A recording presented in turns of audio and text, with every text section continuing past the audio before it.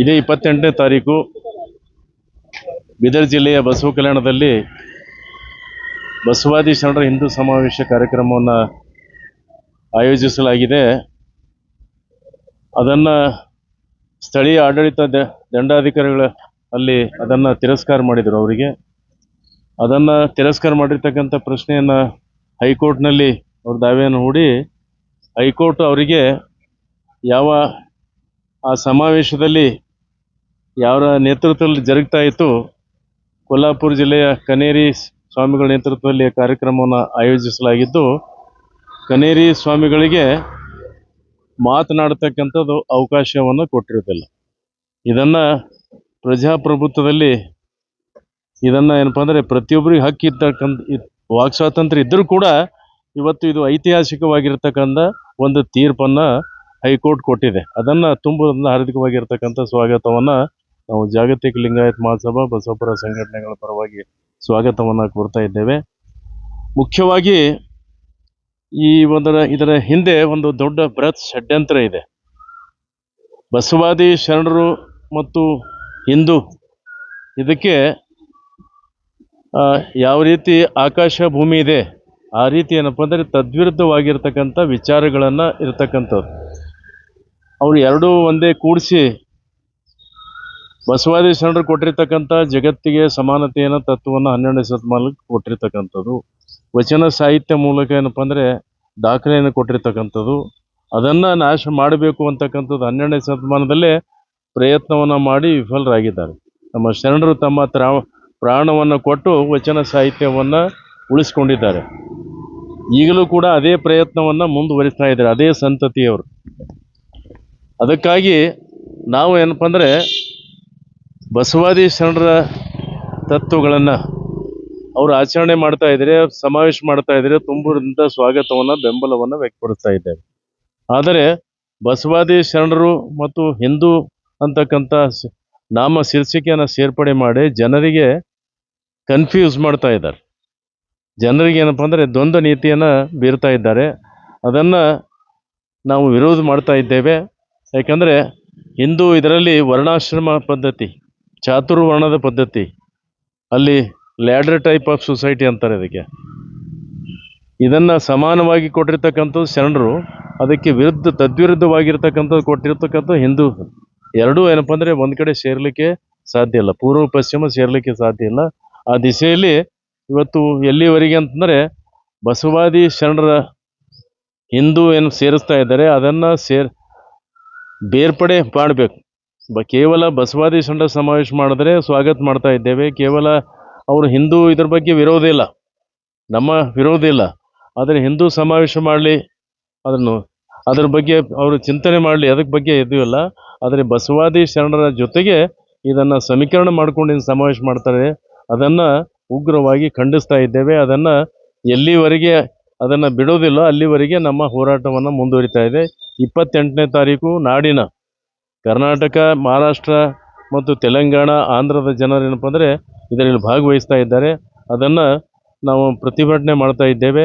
ಇತ್ತೀಚೆಗೆ ಪ್ರಮೋದ್ ಮುತಾಲಿಕ್ ಅಂತಕ್ಕಂಥ ಒಬ್ಬ ಅವಿವೇಕಿ ಅಂತ ನಾವು ಹೇಳ್ತಾ ಇದ್ದೇವೆ. ಯಾಕಂದರೆ ಅವರು ಮಾತನಾಡ್ತಕ್ಕಂಥವ್ರು ಇವತ್ತು ಬಡ್ಡಿ ಮಕ್ಕಳು ಅಂತಕ್ಕಂಥ ಭಾಷೆಯನ್ನು ಬಳಸ್ತಾ ಇದ್ದಾರೆ.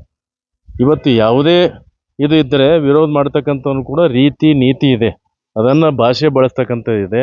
ಅದನ್ನು ಅವಾಚ್ಯವಾಗಿ ಶಬ್ದಗಳನ್ನು ಬಳಸಿದ್ರೆ ಪ್ರತಿರೋಧ ಆಗ್ತಿದೆ ಅಂತಕ್ಕಂಥದ್ದು. ಎಲ್ಲರಿಗೂ ಕೂಡ ಮಾನವೀಯತೆ ಇರಬೇಕು, ಅದನ್ನು ಉಗ್ರವಾಗಿ ಅವರನ್ನು ಕೂಡ ಖಂಡಿಸ್ತಾ ಇದ್ದೇವೆ. ಈ ಸಂದರ್ಭದಲ್ಲಿ ಈ ಒಂದು ಪ್ರತಿಭಟನಾ ಕಾರ್ಯಕ್ರಮದಲ್ಲಿ ಈಗಾಗಲೇ ಕಲಬುರಗಿ ಜಿಲ್ಲೆ 10 ತಾಲೂಕುಗಳಿಗೆ ಪ್ರಚಾರವನ್ನು ಮಾಡಿದ್ದೇವೆ. ಕಲಬುರಗಿ ಜಿಲ್ಲೆಯಿಂದ ಸಹಸ್ರಾರು ಸಂಖ್ಯೆಯಲ್ಲಿ ಅದರಲ್ಲಿ ಭಾಗವಹಿಸ್ತಾ ಇದ್ದಾರೆ. ಅವರನ್ನು ಕೂಡ ಪ್ರತಿರೋಧವನ್ನು ಮಾಡಲಿಕ್ಕೆ ನಾವು ಸಿದ್ಧತೆಯನ್ನು ಮಾಡ್ಕೊಂಡಿದ್ದೇವೆ. ಪ್ರತಿಭಟನೆ ಭಾಗವಹಿಸಲಿಕ್ಕೆ ಈಗಾಗಲೇ ಏನಪ್ಪ ಅಂದರೆ ಕಲಬುರಗಿ ಜಿಲ್ಲೆಯ ಜಾಗತಿಕ ಲಿಂಗಾಯತ್ ಮಹಾಸಭಾ ಪರವಾಗಿ, ಬಸವಪರ ಸಂಘಟನೆಗಳ ಪರವಾಗಿ ನಾಡಿನ ಕೇವಲ ಕಲಬುರಗಿ ಅಲ್ಲ, ನಾಡಿನ ಎಲ್ಲ ಜನರಿಗೆ ವಿನಂತಿಯನ್ನು ಮಾಡ್ತಾ ಇದ್ದೇವೆ. ಇದನ್ನು ಭಾಗವಹಿಸಿ ಯಶಸ್ವಿ ಮಾಡಬೇಕಂತ ತಮ್ಮೆಲ್ಲರೂ ವಿನಂತಿಯನ್ನು ಮಾಡ್ತಾರೆ. ನಾನು ಆರ್.ಜಿ. ಸೆಟ್ಗಾರ್, ಜಾಗತಿಕ ಲಿಂಗಾಯತ್ ಮಹಾಸಭಾ ಜಿಲ್ಲಾ ಘಟಕದ ಅಧ್ಯಕ್ಷ. ಕರ್ನಾಟಕದಲ್ಲಿ ಸನಾತನವಾದಿಗಳು ಅಂದರೆ ಚಾತುರ್ವರ್ಣ ವ್ಯವಸ್ಥೆಯನ್ನು ಪ್ರಚಾರ ಮಾಡ್ತಕ್ಕಂಥ ಮನುವಾದಿಗಳು ಬಸವಾದಿ ಶರಣರನ್ನು ಹಿಂದೂ ಸಮಾವೇಶ ಅನ್ನುವ ಹೆಸರಿನೊಂದಿಗೆ ತಳಕ ಹಾಕಿ ಇಡೀ ವಚನ ಸಿದ್ಧಾಂತವನ್ನ ನಿರ್ನಾಮ ಮಾಡಬೇಕು. ನಿರ್ನಾಮ ಮಾಡಲಿಕ್ಕೆ ಸಾಧ್ಯವಿಲ್ಲದಿದ್ದಾಗ ಅದನ್ನು ತಿರುಚಬೇಕು.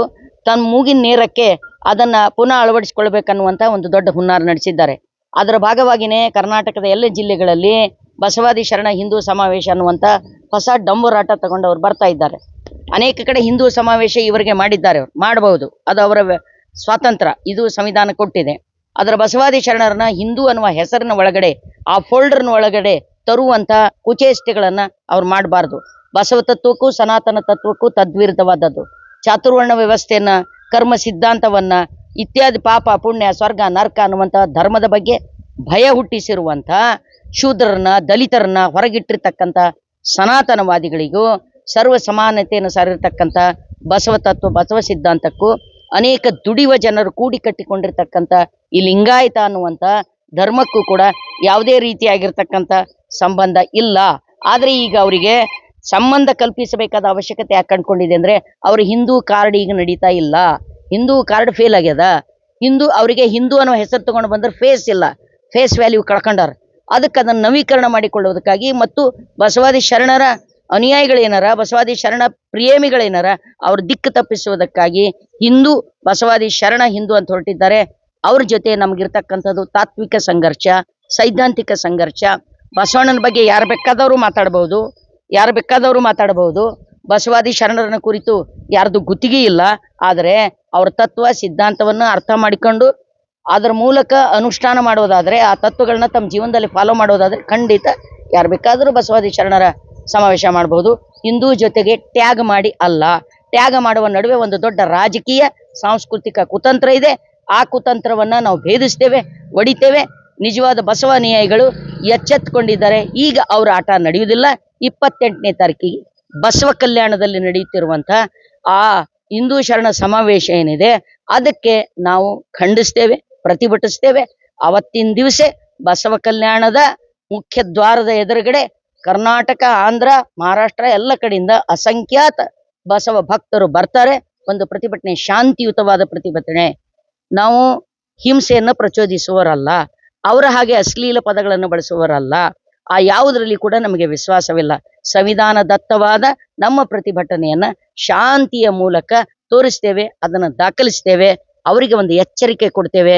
ಮುಂದಿನ ದಿನಗಳಲ್ಲಿ ಹಿಂದೂವಿನ ಜೊತೆಗೆ ಬಸವಾದಿ ಶರಣರ ಹೆಸರನ್ನ ಜೋಡಿಸ್ತಕ್ಕಂಥ ಅಲ್ಲ. ಬಸವ ಕಲ್ಯಾಣ ಯಾಕೆ ಆಯ್ಕೆ ಮಾಡ್ಯಾರ?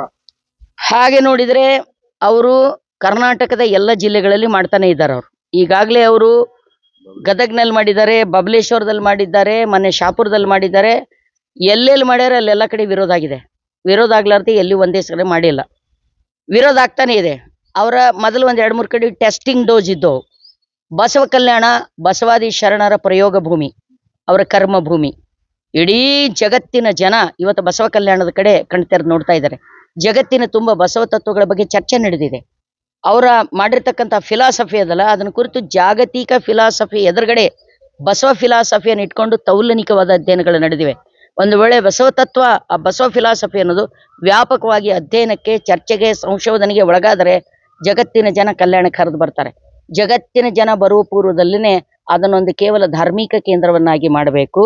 ಅದನ್ನು ಸನಾತನವಾದಿಗಳು ತಮ್ಮ ಕಬ್ಜಾದಲ್ಲಿ ತಗೋಬೇಕನ್ನುವಂಥ ವ್ಯರ್ಥ ಪ್ರಯತ್ನ ನಡೆಸಿದ್ದಾರೆ. ಅದು ಸಾಧ್ಯ ಆಗುವುದಿಲ್ಲ. ಮೇಡಮ್, ಈ ವರ್ಷದಿಂದ ಯಾಕೆ ಮಾಡಿಲ್ಲ ಬಸವ ಕಲ್ಯಾಣ ಒಳಗಿಂತ ಕಾರ್ಯಕ್ರಮಗಳು? ಈ ವರ್ಷದಿಂದ ಬಸವ ಕಲ್ಯಾಣದಾಗೂ ಮಾಡಿಲ್ಲ ಅವರು. ಈ ವರ್ಷದಿಂದ ಅವರು ಹಿಂದೂ ಸಮಾವೇಶ ಮಾಡ್ಯಾರ. ಬಸವಣ್ಣನ ಹೆಸರು ತಪ್ಪಿನೂ ಹೇಳಿಲ್ಲ ಅವರು. ಬಸವಣ್ಣನ ಹೆಸರು ತಪ್ಪಿನೂ ಹೇಳಿಲ್ಲ, ಯಾವ ಶರಣನ ಹೆಸರು ತಪ್ಪಿನೂ ಹೇಳಿಲ್ಲ ಅವರು. ಈ ಎಂದ ಲಿಂಗಾಯತ ಸ್ವತಂತ್ರ ಧರ್ಮ ಅನ್ನುವಂಥ ಕೂಗು ಸ್ಟಾರ್ಟ್ ಆಗ್ಯದ, ಅವತ್ತ ಈ ಸ್ವತಂತ್ರ ಧರ್ಮದ ಕೂಗನ್ನು ಅಡಗಿಸುವ ರಾಜಕೀಯ ಹಿಂದೂ ಕಾರ್ಡ್ ನಡೀತಾ ಇಲ್ಲ ಅಂತ. ಹೌದು, ಹಿಂದೂ ಕಾರ್ಡಿಗೆ ನಡೀತಾ ಇಲ್ಲ. ಈಗಾಗಲೇ ಅಸಂಖ್ಯಾತ ಶೂದ್ರ ಹಿಂದುಳಿದ ಜನನೇ ಅವ್ರ ಕಾಲಾಳ. ಅವ್ರಿಗೆ ತಗೊಂಡು ದಿಕ್ಕು ತಪ್ಪಿಸಿ ಎಲ್ಲಿ ಬೇಕಲ್ಲಿ ಧಾರ್ಮಿಕ ದಂಗೆಗಳನ್ನೆಲ್ಲ ಮಾಡಿ ಹುಡುಗರ ಮ್ಯಾಗ ಕೇಸ್ ಹಾಕಿ ಅವಕ್ಕೆ ನೌಕರಿ ಸಿಗ್ಲಾರ್ದಂಗೆ, ಮನಿಗೆ ಹತ್ಲಾರ್ದಂಗೆ, ಸಂಸಾರಕ್ಕೆ ಹತ್ಲಾರ್ದಂಗೆ ಸತ್ಯಾನಾಶ ಮಾಡಿ ಹುಡುಗರಿಗೆ ಅರ್ಥ ಆಗ್ಯದ. ಅದು ಹಿಂದೂ ಅಂದ ಕೂಡಲಿನ ಹುಡುಗರು ಮೊದಲೇನು ಬರ್ತಿದ್ರು ಅಷ್ಟು ಬರ್ತಾ ಇಲ್ಲ. ಬಸವಣ್ಣನ ಹೆಸರು ಹೇಳಿದ್ರೆ ಕರ್ನಾಟಕದ ತುಂಬ ಅವ್ರಿಗೊಂದು ಫೇಸ್ ವ್ಯಾಲ್ಯೂ ಕ್ರಿಯೇಟ್ ಆಗ್ತದೆ. ಹೌದಲ್ಲ, ಅವ್ರು ತಮ್ಮ ಮೌಲ್ಯ ಕಳ್ಕೊಂಡಾರ. ಈಗ